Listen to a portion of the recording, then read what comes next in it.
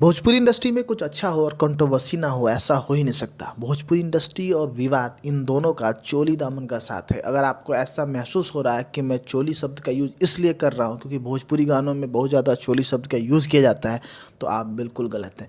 मैं ये बातें इसलिए कह रहा हूँ कि अभी एक गाना रिलीज़ किया गया है भोजपुरी इंडस्ट्री के बड़े सिंगर पवन सिंह का, जो स्त्री टू फिल्म का है, और इसी के साथ विवाद शुरू हो गया है भोजपुरी इंडस्ट्री में। इस वीडियो में इसी के बारे में बात करेंगे। नमस्कार, मेरा नाम है दुष्यंत सिंह राजपूत और आप देखना शुरू कर चुके हैं श्रीनेश जी चैनल। चोली लहंगा ढोड़ी कमरिया भोजपुरी गानों के तकिया कलाम है, ये बात बिल्कुल सही है, लेकिन इससे भी बड़े विवाद भोजपुरी इंडस्ट्री में आए दिन होते रहते हैं। आपने देखा भी होगा, बीच में रवि किशन ने आकर इन विवादों को थोड़ा शांत कराया था, लेकिन इस गाने के साथ ये विवाद फिर से तूल पकड़ने जा रहे हैं क्योंकि इस गाने को हर कोई भुनाना चाहता है। यूट्यूबर अपने वीडियोज़ पे व्यूज़ बढ़ाना चाहते हैं, पवन सिंह स्टेज शो करके ये बताना चाहते हैं कि वो अब बॉलीवुड तक पहुँच गए हैं, और हमारे भैया खेसारी लाल यादव, जिसका इस गाने से कोई लेना देना नहीं है, उनको भी तो फायदा चाहिए इस गाने का, तो उन्होंने एक कंट्रोवर्सी क्रिएट कर दी। उन्होंने ये कह दिया कि कौन सी बड़ी बात है भाई, अगर बॉलीवुड में आपने गाना गा दिया, बहुत सारे लोग गाते रहते हैं।